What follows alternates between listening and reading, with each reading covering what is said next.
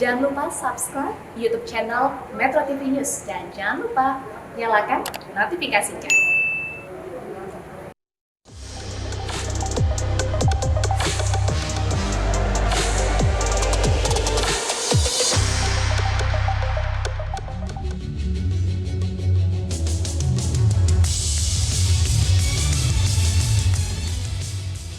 Selamat malam pemirsa, belum pasti atau belum usainya masalah kenaikan harga bahan bakar minyak bersubsidi, kini harga bahan pokok, harga pangan di pasar mulai merangkak naik.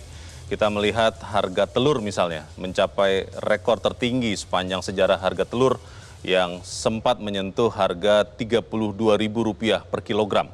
Kemudian kita juga melihat harga tepung terigu yang perlahan tapi pasti harganya juga mulai naik yang diduga akibat terbatasnya pasokan gandum yang disebabkan naiknya harga komoditas. Harga komoditas impor seperti gandum dan jagung juga naik dan itu turut mengerek harga pakan ternak yang pada akhirnya kemudian berimbas pada harga bahan pokok. Ditambah lagi dengan sinyal dari pemerintah yang sampai sekarang kita belum tahu kapan, tapi ada rencana untuk menaikkan harga BBM bersubsidi. Ini dikhawatirkan akan mendorong inflasi lebih tinggi terutama yang disebabkan dari harga barang yang diatur oleh pemerintah. Inflasi dari bahan pokok harus dapat dikendalikan kalau kita tidak ingin ekonomi Indonesia semakin tertekan. Pemirsa, topik itulah yang akan dibahas malam ini bersama saya Leonard Samosir. Inilah Economic Challenges, waspada gejolak harga bahan pokok. Harga relatif stabil hanya satu di telur. Ini kan pertama karena memang pakan ternak yang naik. Yang kedua ini fluktuasi biasa. Nanti ini 2 minggu ini akan insya Allah akan turun.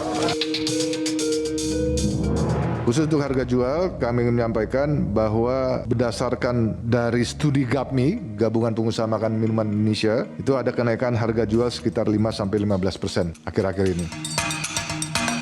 Untuk menyampaikan kepada masyarakat bahwa pemerintah akan mulai memberikan bantalan sosial tambahan sebagai bentuk pengalihan subsidi BBM sebesar Rp24,17 triliun.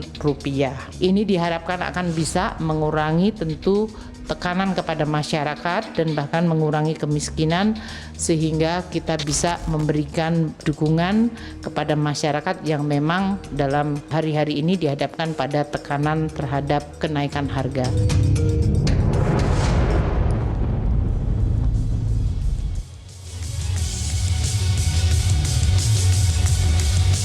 Dan pemirsa, malam ini telah hadir di Grand Studio Metro TV bersama kita 4 orang narasumber yang akan membahas topik ini. Yang pertama adalah Kepala Badan Pangan Nasional Arief Prasetyo Adi. Mas Arief, selamat malam.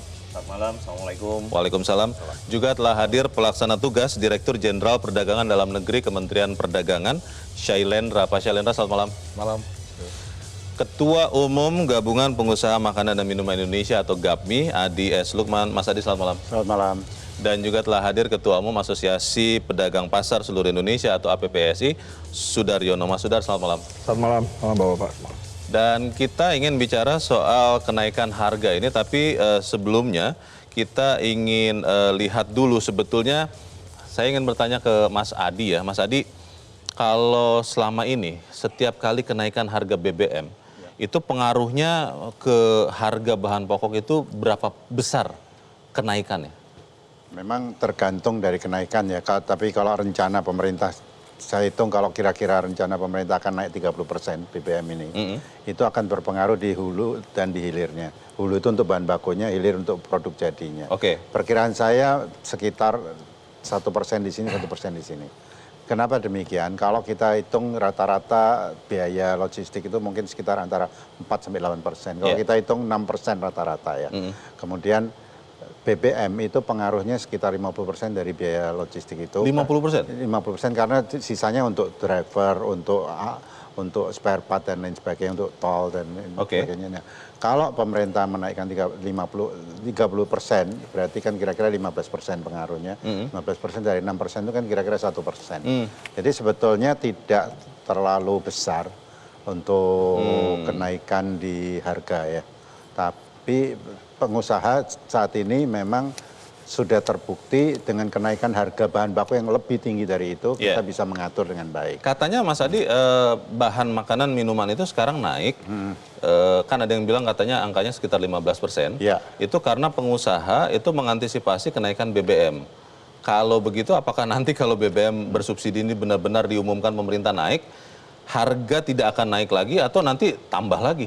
Kalau kita pelaku usaha industri makanan minuman untuk produk jadi, kita lebih baik menahan diri tidak menaikkan harga. Karena kenaikan harga itu ribet dan pengaruhnya sangat besar sekali. Menurunkan penjualan? Menurunkan penjualan, kita harus negosiasi dengan retailer dan lain sebagainya. Kita lebih baik menahan, mengurangi margin, ya. Tapi kita lihat jangka panjang kita akan lebih baik penjualannya ya. Seperti itu. Nah, kita diuntungkan kali ini dengan beberapa komoditi harganya udah mulai tren turun.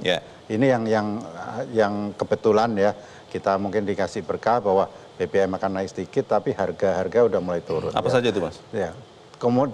Biji-bijian udah turun trennya. Kemudian minyak nabati udah mulai turun. CPO, susu udah mulai turun. Yang agak naik itu ada daging. Masih agak naik. Gula juga sudah mulai turun. Jadi rata-rata turun ya. Kalau FAO melaporkan di bulan Juli saja itu sudah penurunan sekitar 8%. Ya, dibanding yang puncaknya pada saat Maret April itu ya. Dan ini sudah sekitar 8% turun. Tapi masih di level tinggi. Kalau dibanding tahun lalu masih kira-kira 13% dibanding tahun lalu levelnya seperti itu. Nah, ini yang Indonesia mungkin diuntungkan. Pengaruh logistik naik sedikit, tapi komoditi-komoditi sudah mulai menurun.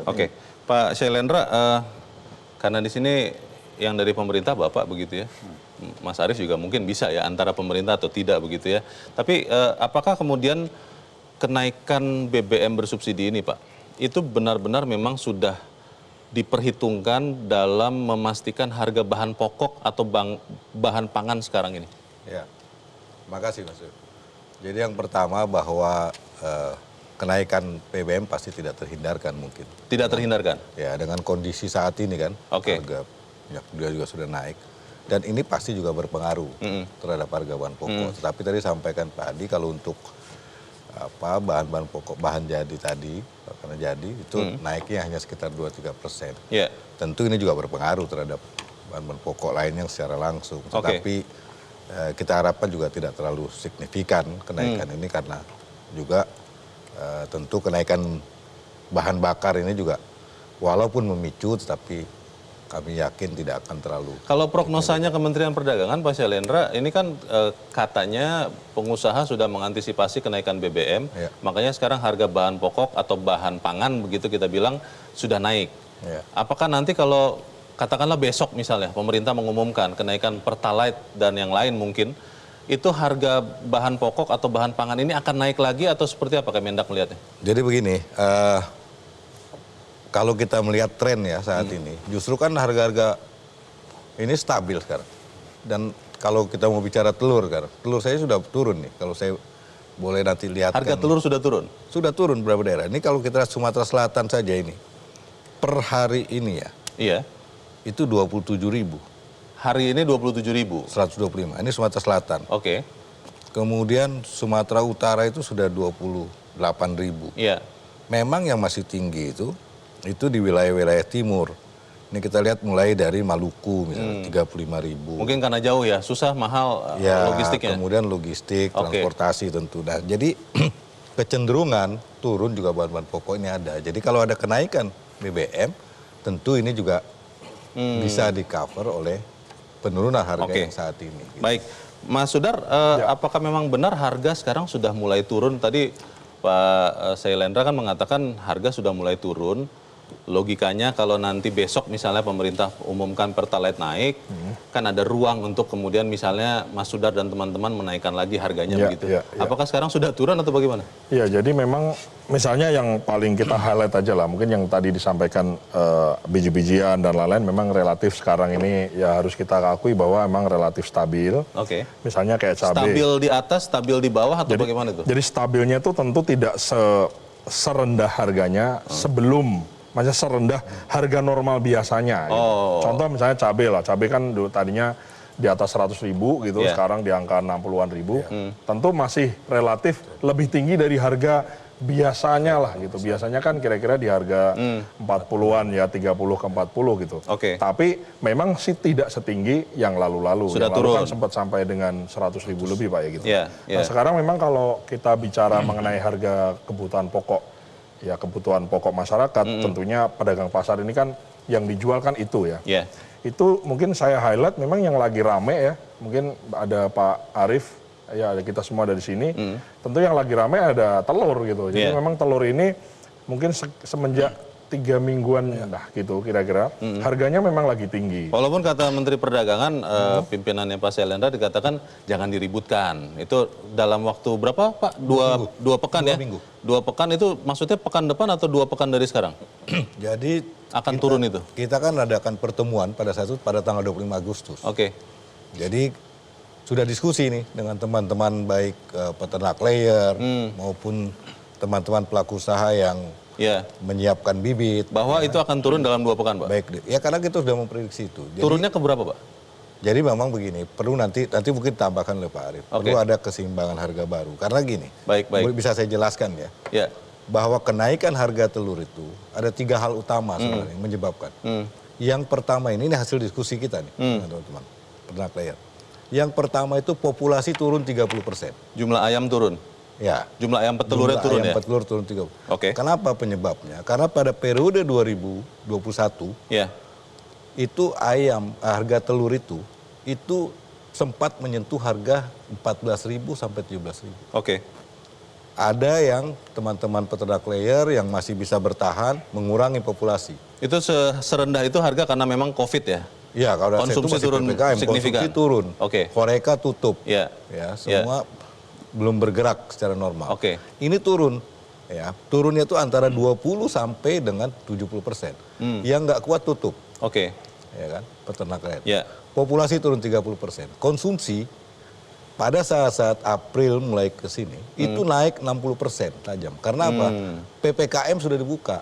Kegiatan masyarakat meningkat, akhirnya makan telur lebih banyak. Pandemi sudah menjadi endemi. Tapi ayam petelurnya justru berkurang dalam waktu bersamaan. Nah, pada saat itu ini 2 hal. Itu saja sudah pasti memicu. Yang ketiga, Pak? Karena supply. Memang ada ya sedikit kontribusi dari kenaikan pakan. Kenaikan harga pakan. Iya. Nah, pakan ini kan komposisinya 29%, hampir 30% itu adalah impor. 70% itu sumbernya dari lokal. Jagung disubsidi oleh pemerintah. Ya kan? Kalau dia pada range 4.500 jagung itu, maka harga pakan itu pada posisi 6.000 itu bisa stabil di harga yang kita harapkan. Tetapi kan sekarang naik. Ya kan? Nah, ini kondisi 3 hal. Memang ditambah kebetulan Kemensos memberikan bantuan tunai ya. Tetapi bantuan tunai di daerah itu kan diberikan sembako dalam bentuk beras, kemudian telur, bantuan pangan non tunai. Bantuan pangan non tunai. Yang kemudian diubah oleh masyarakat. Bukan diubah, memang di daerah dibelikan beras dan telur. Rapel 3 bulan. Saya ke Pak Arief dulu. Pak Arief, dalam 2 pekan harga telur akan turun, kata Menteri Perdagangan. 2 pekan dari sekarang ya, Pak Syailendra ya. Itu bisa apa tidak? Ya, terima kasih pertama diberikan kesempatan untuk menjelaskan. Jadi tadi disampaikan oleh Pak Syailendra, teman-teman semua bahwa memang akan ada keseimbangan baru, harga baru. Nggak mungkin variable cost-nya itu naik, kemudian harga tetap itu nanti peternaknya mengafkir ayamnya, ayam petelurnya, sehingga nanti sote seperti hari ini. Bahkan jelang sebelum Lebaran kemarin pun, ya, harga telur agak di bawah pun, ya, itu juga akan mempengaruhi. Karena perlu waktu 6 bulan untuk mempersiapkan ayam ini menjadi ayam petelur. Jadi 6 bulan ya? Iya, jadi kalau hemat saya, hari ini memang satu keseimbangan baru, kemudian populasi ayamnya juga turun, berikutnya konsumsi juga meningkat. Ini bagusnya apa? Pertumbuhan ekonomi sebenarnya jadi lebih baik karena ada transaksi, konsumsi seperti yang kita harapkan. Justru kalau tidak ada transaksi malah kita khawatir. Betul. Tapi pertanyaannya Pak Arief, dalam 2 pekan kata Menteri Perdagangan, harganya akan turun. Iya. Itu bisa? Bisa. Turun ke berapa? Hari ini, jadi begini. Hari ini kita ke pasar, kita cek semua kan. Kondisinya 31.000, ada yang 30.000. Tadi kalau Papua itu memang wilayah timur, Maluku dan Papua itu menjadi concern kita. Mestinya produksinya digeser ke sana gitu. Karena kalau distribution cost ke sana tinggi, ya harusnya produksinya ada di sana. Kalau sampai dalam waktu dekat ini harga tidak turun, saya bersama teman-teman asosiasi pedagang ini akan melakukan operasi pasar. Operasi pasar. Pertanyaannya, operasi pasar itu kan biasanya membanjiri pasar dengan produk ya? Betul. Kalau telur membanjirinya seperti apa? Tahan dulu Pak Arief dan Bapak-Bapak, kita akan lanjutkan selepas jeda berikut ini. Pemirsa tetap bersama kami, Economic Challenges segera kembali.